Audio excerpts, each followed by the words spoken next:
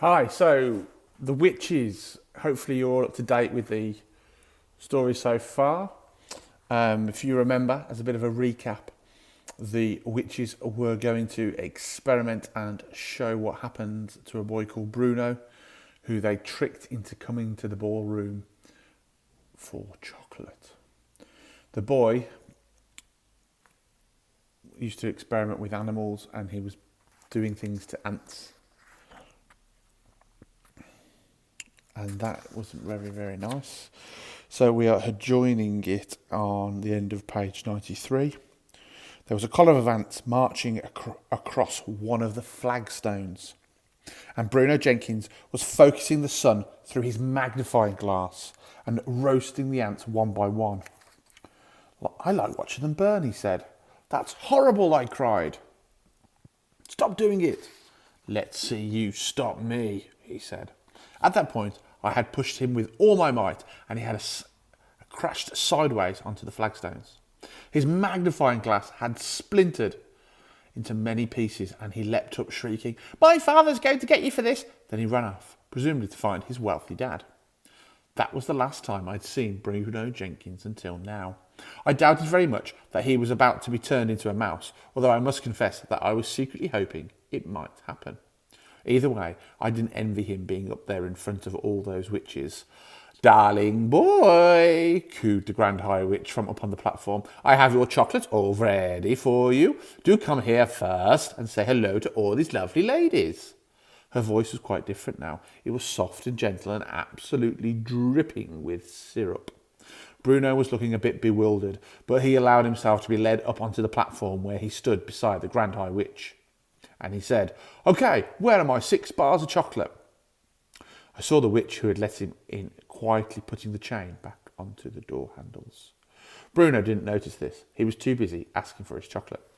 "The time is now 1 minute before 3:30, announced the Grand High Witch. "What the heck's going on?" Bruno asked. He wasn't frightened, but he wasn't looking exactly comfortable either. "What is this?" he said. "Give me my chocolate." 30 seconds to go, cried the Grand High Witch, gripping Bruno by the arm. Bruno shook himself clear and stared at her. She stared back at him, smiling with the lips of her mask. Every witch in the audience was staring at Bruno. 20 seconds, cried the Grand High Witch. "Give me the chocolate!" shouted Bruno, becoming suddenly suspicious. "Give me the chocolate and let me out of here." 15 seconds, cried the Grand High Witch. "Will one of you crazy punks kindly tell me what all this is about?" shouted Bruno. 10 seconds, cried the Grand High Witch. 9, 8, 7, 6, 5, 4, 3, 2, 1, 0. We have ignition! I could have sworn I heard an alarm clock ringing. I saw Bruno jump. He jumped as though someone had stuck a hat pin deep into his bottom and he yelled, "Ow!" He jumped so high that he landed on a small table up there on the stage and he started hopping about on top of this table, waving his arms and yelling his head off. Then suddenly he became silent. His whole body stiffened. "The alarm has gone off," shrieked the Grand High Witch. "The mouse maker is beginning to work." She started hopping about on the platform and clapping her gloved hands together, and then she shouted out, "This smelly brat, this filthy scum, this horrid little louse, very, very soon will become a lovely little mouse." Bruno was getting smaller by the second. I could see him shrinking. Now his clothes seemed to be disappearing, and brown fur was growing all over his body. Suddenly he had a tail, and then he had whiskers. Now he had 4 feet. It was all happening so quickly. It was a matter of seconds only, and all at once, he wasn't there anymore. A small brown mouse was running around on the tabletop.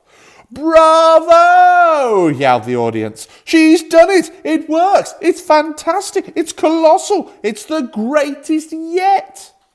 "You are a miracle, oh brainy one." They were all standing up and clapping and cheering, and the Grand High Witch produced a mouse trap from the folds of her dress and started to set it, winding it back. Oh no, I thought. I don't want to see this. Bruno Jenkins may have been a little bit of a stinker, but I'm dashed if I want to watch him having his head chopped off.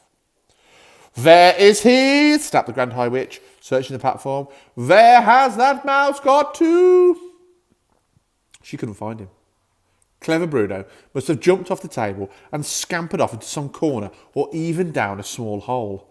Thank heavens for that. It matters not, shouted the Grand High Witch. Silence and sit down.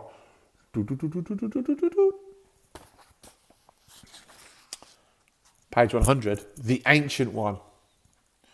The Grand High Witch stood on the very centre of the platform, and those dangerous eyes of hers travelled slowly around the audience of witches who were sitting so meekly before her. All those over 70, put your hands up, she barked suddenly.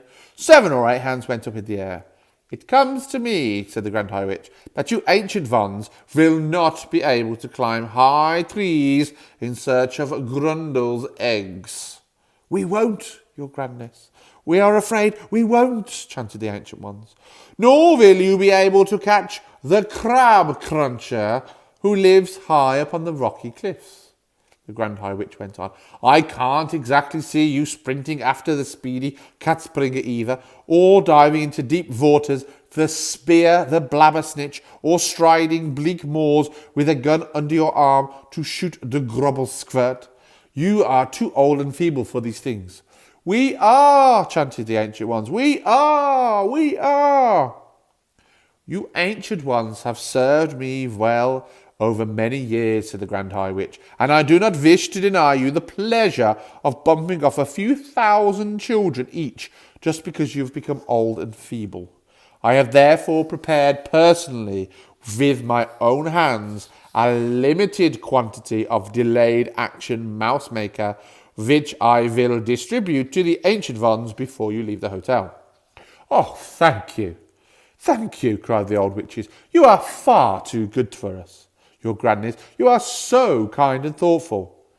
Here is a sample of what I am giving you, shouted the Grand High Witch. She fished around in a pocket of a dress and brought out a very small bottle. She held it and shouted, in this tiny bottle is 500 doses of mouse maker. Is enough to turn 500 children into mice. I could see that this bottle was made of dark blue glass, and it was very, very small. About the same size you'd get from the chemist. Each of you ancient ones will get 2 of these bottles, she shouted. Thank you, thank you, thank you, they all called back.